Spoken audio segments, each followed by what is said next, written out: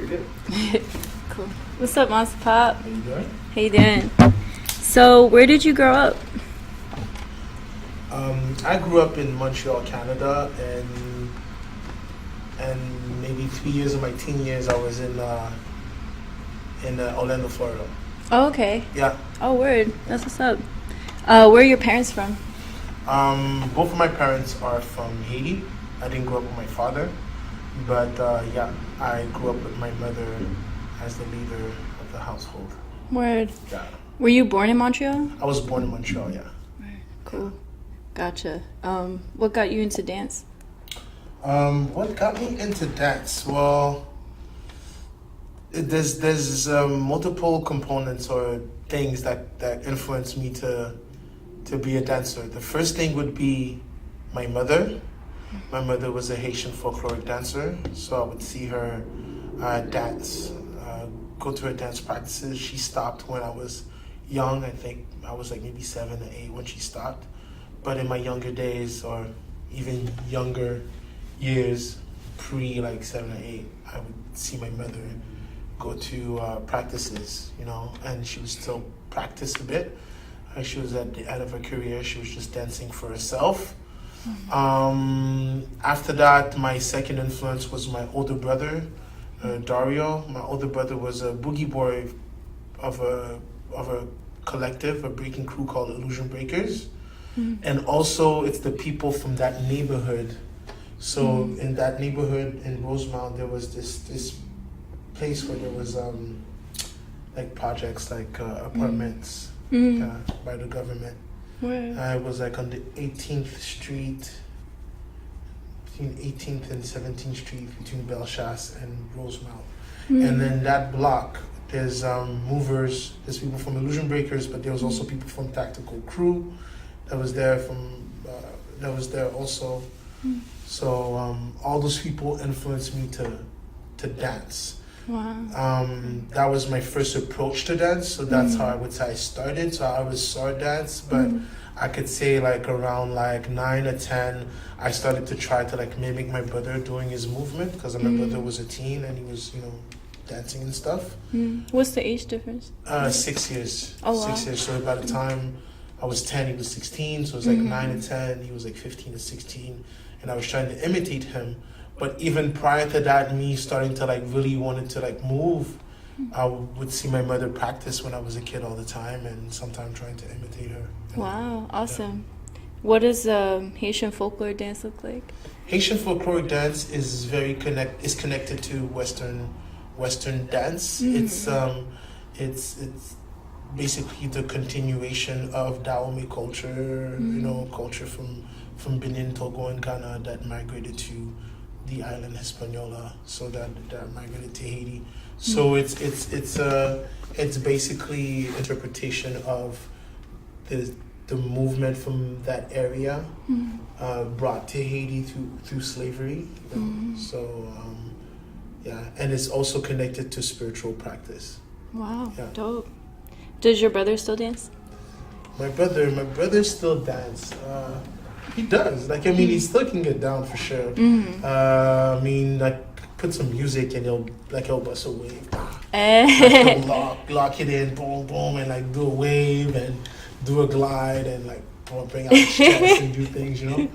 My brother still gets down. Even like I remember one day, like back in 2017, in like mid 2017, I remember like I was like, you know, I crossed paths with him and he was just playing, like acting as if like he was boxing, and he was doing this like kind of like ticking, like boxing thing. I was like, yo, dude, that's kind of cool, you know? Yeah, that sounds dope. So yeah, my brother still gets down, but sounds like your whole family dances. Yeah, he still gets down, but it's never been something that he wanted to push either professionally or be out there. But he just you know, for himself, playing around. Word, dope, fresh.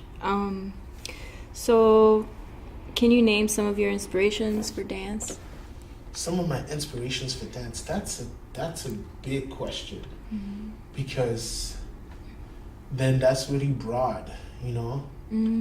Some of my inspirations for dance, for sure, a lot of my inspiration will come from the experiences that I've had, Mm. like direct, again, which would be my brother, my mother, and this, certain movers in Montreal that I've seen, Boom Beast that was like an inspiration for me when I was a teen. We were in the same crew.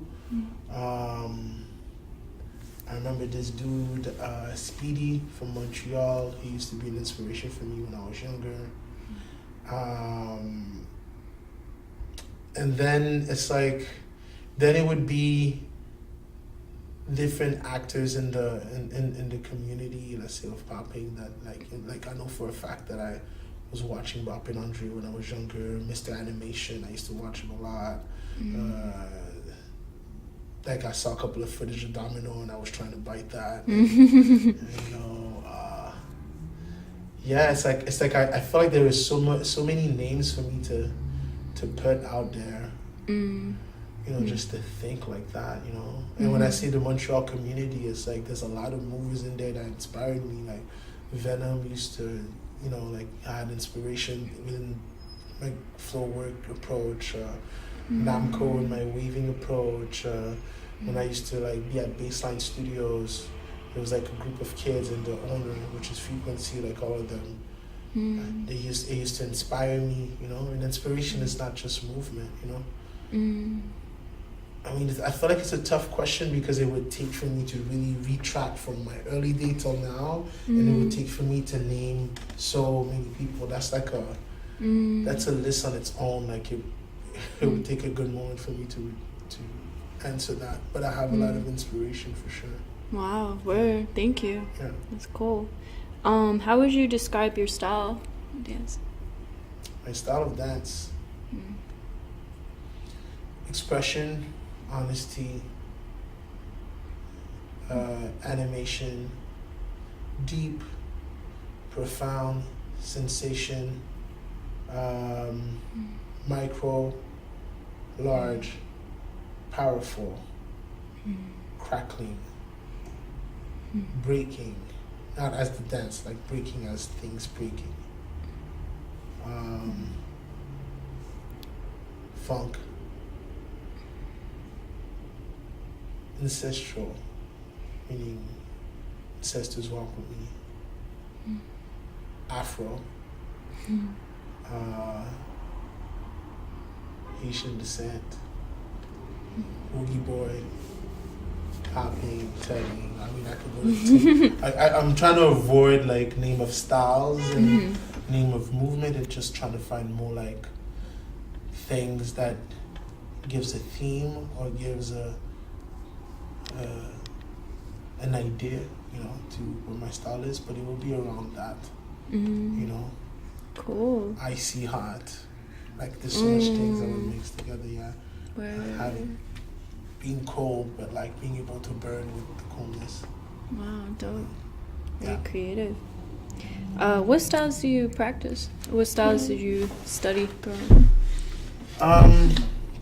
Style that I've practiced. So let me go back. I would say to the term of what boogie boying is, I was a boogie boy before, like in Montreal, moving around. Touched a little bit of dancehall, not too much. I'm just trying to go chronologically. Then from there, I touched a bit of breaking back in the day, so I did that a little bit. Hip hop. I was part of Team Lock, one of the earlier locking teams in Montreal. Oh, wow. So I did a little bit of that too. Then I remember falling into an era where I was really enjoying house. So that was like in 2008. I mean, I'm avoiding popping and all of that because it's a given, but just thinking about the other things.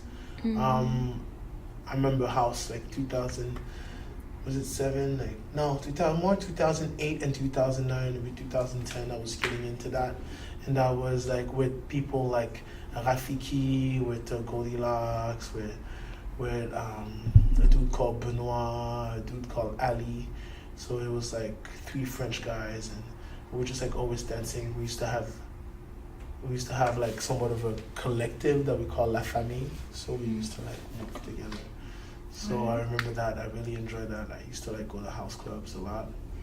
And after that, I mean, I've touched different styles, but you know, I haven't gone in depth per se in certain style. Like I've touched a bit of jerking, but I can't call myself necessarily a jerker. You know, I've touched different things. Weird. Yeah. Wow, sounds really diverse. Diverse background. Who are some of your teachers for popping? Teachers for popping. I would say my brother, for sure. My first wave come from my brother. First like stuff come from there.